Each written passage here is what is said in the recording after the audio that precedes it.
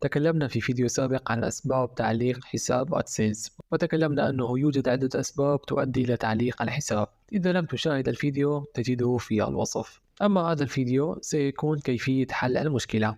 عندما يتم تعليق حساب أدسنس وتدخل إلى قسم تحقيق الربح، تجد أخطاء في حساب الأدسنس، ويقول لك: تم تعليق حساب أدسنس المرتبط بقناتك، ويوصلك إشعار على حساب الجيميل يعلمك بتعليق الحساب. لكن يجب أن تفرق بين تعليق الحساب وإغلاق الحساب. تعليق حساب الأدسنس قد يستغرق وقت حتى يتم حل هذه المشكلة، لكن في النهاية يتم حل مشكلة التعليق. بينما إيقاف حساب الأدسنس ليس له حل، أو حل مشكلة إيقاف الحساب تكون صعبة نوعا ما، لأنك تحتاج إلى أن ترسل نموذج طلب الاعتراض على إيقاف الحساب، ويستغرق الرد حوالي 90 يوم. ومن النادر أن يعود الربح على حساب أدسنس تم إيقافه إيقاف نهائي. لكن ما هو سبب إيقاف الحساب؟ هناك أكثر من سبب لإيقاف الحساب، والأسباب هي بشكل عام مخالفة السياسات والاتجاه إلى الطرق المخالفة. وأيضا من أسباب إيقاف حساب الأدسنس، لنفترض سابقا تم تعليق الحساب بسبب نقرات غير شرعية أو زيارات غير صالحة، وقمت بتقديم طلب لإعادة تفعيل الحساب. تم إعادة تفعيل الحساب وتم إعادة الربح على القناة، لكن بعد فترة معينة أيضا عادت نفس المشكلة. بدأ يتلقى الحساب نقرات وزيارات غير صالحة. هنا أدسنس يقوم بإيقاف هذا الحساب نهائيا، ولا يمكن إعادة تفعيل هذا الحساب، لأنه في البداية أظهر لك بطاقة صفراء كإنذار بأن لا تتجه مرة أخرى للطرق المخالفة. لكن إن عدت مرة أخرى سيعطيك بطاقة حمراء ولا تعود مرة أخرى للربح من اليوتيوب. الآن بالنسبة للحساب الذي سنعمل عليه لإعادة تفعيل الربح، هو لأحد الأصدقاء المتابعين، لكن تم تعليق الحساب دون أن يستخدم أي طريقة مخالفة أو غير شرعية، وتفاجأ أنه تم تعليق الحساب. وحتى أنه بشكل عام أدسنس لا تعطيك السبب المقنع الذي أدى لتعليق الحساب، لكن مع ذلك يوجد طريقة لحل هذه المشكلة، لكن تحتاج منك إلى صبر، لأنه قد يستغرق حل المشكلة إلى فترة معينة. المهم أن تعمل بشكل صحيح وتكمل معنا الخطوات بشكل صحيح، وتنتظر الرد من أدسنس بتفعيل الحساب إن شاء الله. لنبدأ من الخطوة الأولى.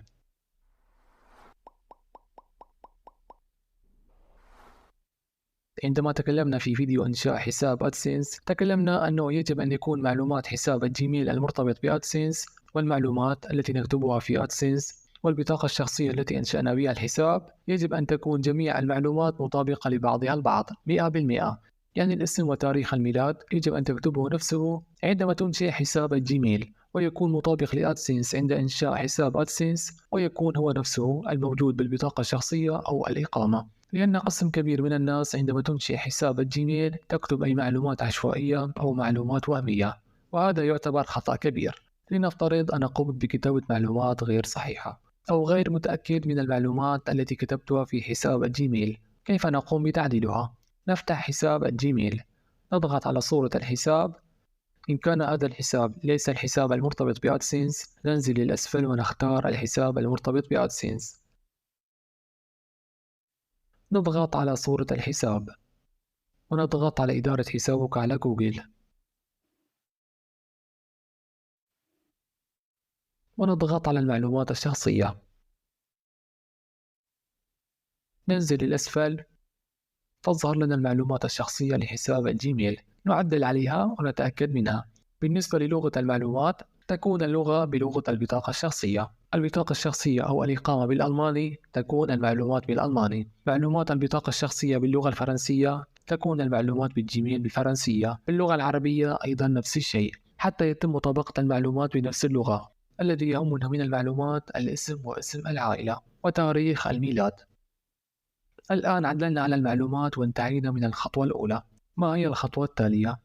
نفتح المتصفح ونكون مسجلين الدخول بالمتصفح لحساب جيميل الأدسنس. نبحث عن إثبات ملكية حساب الأدسنس. أول نتيجة بحث تظهر لدينا نضغط عليها. نضغط على هذا الرابط، وسأضع لكم هذا الرابط في التعليق المثبت. يتم تحويلنا إلى هذا النموذج. هذا النموذج لحل مشكلة تعليق الحساب. يقول لنا: لإعادة تنشيط حسابك يرجى توفير المعلومات والمستندات الواردة أدنى، ومن المهم أن يتضمن حقل البريد الإلكتروني، عنوان البريد الإلكتروني المرتبط بالحساب الذي تم تعليقه، يعني يجب أن يتضمن هذا النموذج حساب الجيميل المرتبط بأدسنس. فلهذا السبب أكدنا على أهمية تعديل المعلومات في حساب الجيميل وأن تكون جميع المعلومات مطابقة. الآن يطلب منا معلومات حول حساب أدسنس. أولا الاسم واسم العائلة. بالنسبة للاسم يكون الاسم واسم العائلة موجود ولا حاجة لكتابته، لكن إن لم يكن موجود تكتب هنا الاسم وتكتب هنا اسم العائلة. ونعتذر عن تشويش المعلومات لأنها معلومات شخصية لصاحب حساب الأدسنس. البريد الإلكتروني يقول لنا يجب إدخال عنوان البريد الإلكتروني المرتبط بحساب أدسنس الذي تم تعليقه، أيضا يكون موجود وتمت كتابته تلقائيا. البريد الإلكتروني الثانوي يقول لنا يمكنك إضافة عنوان بريد إلكتروني آخر يمكن استخدامه للتواصل معك بشأن هذا الحساب. يمكنك أن تكتب مثلا حساب جيميل القناة. يرجى اختيار خدمة جوجل المتأثرة بالمشكلة، يعني نحن مشكلتنا هل هي في أدسنس أم في جوجل بلاي أو أي خدمات جوجل الأخرى. طبعا مشكلتنا في أدسنس، نختار أدسنس. معرف الملف الشخصي لحساب الدفعات. المعرف الشخصي للدفعات هو رقم مؤلف من 12 رقم. كيف نحصل عليه؟ يوجد هنا باللون الأزرق إعدادات دفعات جوجل، نضغط عليها. يتم تحويلنا إلى إعدادات جوجل أدسنس. رقم التعريف الملف الشخصي للدفع، نقوم بنسخه. نعود إلى الصفحة السابقة، نقوم بنسخ الرقم. الآن بطاقة الهوية الصادرة عن جهة حكومية يريد منا صورة عن البطاقة الشخصية أو مثلا صورة الإقامة. نضغط على اختيار ملف، نختار الوجه الأمامي ونختار الوجه الخلفي للبطاقة.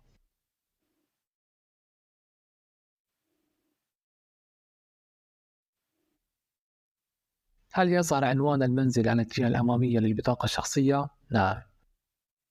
نحدد بعلامة صح ونضغط على إرسال. بعد إرسالنا لهذا النموذج سيبدأ أدسنس بعد مرور فترة معينة مراجعة الحساب ومراجعة النموذج، ولا يوجد وقت محدد لمعرفة متى سيتم تفعيل الحساب. ربما يومين، ربما أسبوع، ربما شهر، على حسب كمية الحسابات التي تتم مراجعتها. ولكن يوجد خطوة في الفترة الأخيرة بدأ البعض يستخدمها، وكانت هذه الطريقة تساعد من تسريع مراجعة الحساب. ما هي الطريقة؟ أولا بعد أن ترسل النموذج تنتظر مدة معينة حوالي 48 ساعة أو 3 أيام، تنتظر الرد من أدسنس. إذا لم يصلك الرد تنتقل إلى حساب الجيميل. عندما نرسل النموذج يصلنا إشعار على حساب الجيميل: شكرا على إرسال مستنداتك. نفتح هذا الإشعار، ننزل للأسفل، يوجد كلمة رد، نضغط عليها.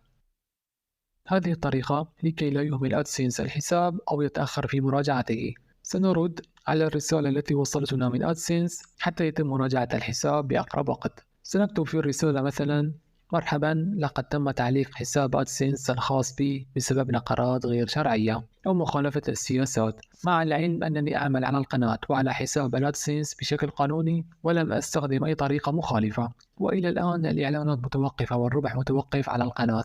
أرجو أن يتم حل هذه المشكلة في أقرب وقت، ولكم جزيل الشكر. يعني عبارة بهذا الشكل تصف المشكلة وتطلب من أدسنس تسريع عملية المراجعة. وإذا كنت تريد أن تكتبها باللغة العربية ليس هناك مشكلة. بالنسبة لي أنا قمت بكتابتها باللغة الإنجليزية كنوع من تسريع الرد. ونضغط على إرسال. تم إرسال المعلومات. هذا هو كل ما عليك أن تفعله لتفعيل حساب الأدسنس. فقط يبقى عليك أن تنتظر الرد. ولنفترض مر أسبوع على إرسال الرد ولم يصلك أي رد من أدسنس ولم يتم تفعيل الحساب. ترسل نموذج جديد. ما بين كل فترة والأخرى ترسل نموذج جديد حتى يتم حل المشكلة بأقرب وقت. المهم أن تمشي على الخطوات بشكل صحيح، ومع الوقت سيتم حل المشكلة إن شاء الله. السؤال الآن: كيف أعرف أنه تم تفعيل حساب الأدسنس وعودة الربح على القناة؟ عندما يتفعل الحساب يصلك إشعار على حساب الجيميل يقول لك: لقد راجعنا مستنداتك وتم إعادة تفعيل الحساب، أو رسالة ما شابه ذلك. هنا يكون تم تنشيط وتفعيل الحساب. والآن نكون قد عرفنا كيفية حل مشكلة تعليق حساب أدسنس. شكرا على المشاهدة.